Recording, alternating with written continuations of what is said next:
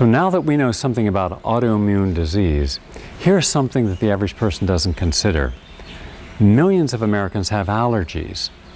And we're told that these allergies, well, we're going to have to live with them. They're fixed allergies or they're seasonal or cyclic allergies. However, I find that most allergies are really due to a lowered immune system. Well, what happens when you have a lowered immune system? You get autoimmune disease. So it's common to have people have arthritis and all kinds of food sensitivities. What do we do about that? We do this. We go on an elimination diet to eliminate the allergen. That's number one. Then we supercharge our immune system with things like vitamin C, quercetin, bilberry extract, red clover as a tea, which is great, and watermelon juice, cabbage juice, outstanding for our system, magnesium, calcium, and manganese and zinc. Great for allergies, builds up the immune system, and 3 or 4 months down the road, those peanuts you couldn't eat, the almonds you couldn't eat, now you'll be able to. As the immune system comes up, I find that allergies go down. Well, the most common allergens are wheat, dairy, corn, beef, sugar, yeast, sometimes soy, and chocolate. Now, these are items we have almost every single day in our diet in some form. How do we know what we're allergic to? How do we know if we're allergic to corn or nuts or apples? There's a very inexpensive and easy way to do this. You can do this on your own. It's called the Cocoa Pulse Test. On an empty stomach, when you're in bed, do not get out of bed, take your pulse for 60 seconds. Then take a single item of food and put it under your tongue for about 20 seconds and put it out. Stay in bed. Don't do anything that would raise your pulse. 20 minutes later, take your pulse again. If your pulse has gone up 5 beats or more per minute, there's a high probability you're allergic to that. Now, that allergy may manifest as a headache, mood swings, if it's to the brain. It may manifest as a fatigue overall, or a brain fog where you just can't get clear on your thoughts. If it's an allergy in your intestines or stomach, it could be gastrointestinal disturbances, gas, bloating, diarrhea. In your joints, it could be arthritis or weakness in the calves or muscles. Now, test all of the different items you commonly eat, which will probably take about 2 weeks each day to do. Then all those items that cause your pulse to go up, eliminate them for 5 days. At the end of 5 days, take your pulse again in the morning and see what it's at. And you'll see that you can actually choose the items that you're allergic to, eliminate them from your system, and that means you're eliminating the underlying allergies and bringing back up your immune system. It's easy. We've heard of autoimmune illness and arthritis, lupus. You have a different point of view when it comes to autoimmunity. What is it? There's a lot of new research that is showing that the body is not attacking itself, that the body is actually acting in a reasonable manner, trying to destroy a chronic microbe, whether it be a virus, a bacteria, or a mycoplasm. And why do we call it an autoimmune disease then? We call it autoimmune because our assumption has been that the body is not intelligent in what it's trying to accomplish.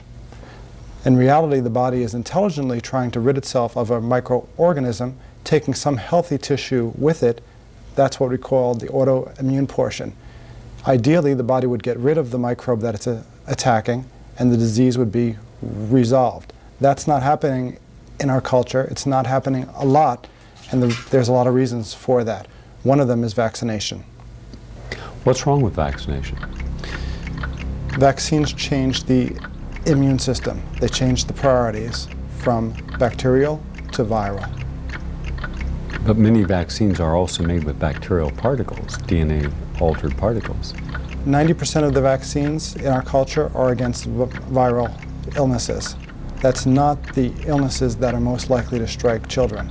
Hence the prevalence after vaccination of ear infections, which are a bacterial illness. Steve, explain what happens when the body is under attack, when the immune system is challenged. It's interesting, in this culture we're so used to underestimating the immune system. There's been so much advertising dollars invested in making us doubt the fact that our body actually can heal. But it's interesting to note that at the height of an infection, the body can make 80 million antibodies per second. This is an incredible system that nature has devised for us to protect us from viruses and bacteria. The art of homeopathic medicine is using that system that's already in place and optimizing it.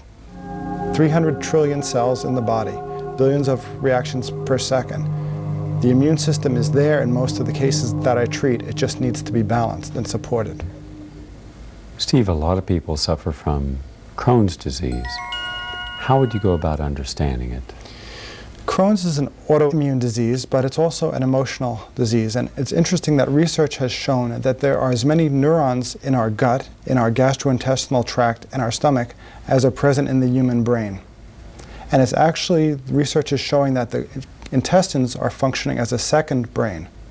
When there's too much stress for our intellectual brain to handle, often the impulses are discharged into the GI tract, to the gastrointestinal tract. That can be the origin of a lot of symptoms called Crohn's disease or colitis or inflammatory bowel disease. Even after the mental and emotional issue that created the illness in the first place has been resolved, sometimes the pattern, like a computer program, is still running in the GI tract. That's why a lot of these symptoms become chronic. A lot of Crohn's and colitis is classified by conventional medicine as an incurable disease. Homeopathic medicines can interfere with that program and allow the system to reprogram, hence healing the disorder. Give us an idea how you might help a particular immune-related disease, like cancer. For example, cancer is not just a tumor. Though in conventional medicine it's simply treated as an end product, the therapies will be addressed against the tumor. However, there's a reason, there's a cause that tumor came to exist in the first place. That's because the energetic pattern or the tuning of the body was incorrect. That's why every case of cancer needs not only to be treated conventionally or naturally with therapies at the tumor, but it needs to be treated energetically to treat the cause of the illness. Over the last 10 years, we can conclusively say that cancer is in fact a genetic disease. How you get that genetic change is what is less clear. So one can be born with abnormal genes, and that can lead to an increased incidence of cancer in some patients, or one can acquire these genetic changes after they're born through the environment, for example, through radiation exposure, probably through certain viruses that can get in and disrupt the genome, or possibly through dietary factors. For example, high-fat diets have been known to irritate some of the cells in the intestinal tract, and this has been a strong link with colon cancer, and there is increasing evidence that this may actually alter the genetic component of some of the epithelial cells within the colon. So let's summarize some of what we've learned. We've learned that the primary problems are all around us. For instance, a single X-ray can cause cancer. How many have we been exposed to? Pesticides on our food that we were told not a problem, it is a problem. The pollution within our drinking water, all of the parasites and industrial solvents, and also medications, that's correct. We're finding that when people take chemotherapy and they take AZT drugs and they take all these other medications, antibiotics, tranquilizers, it all ends up in the water, and then it comes right back into us through the water that we drink because you can't filter all this stuff out.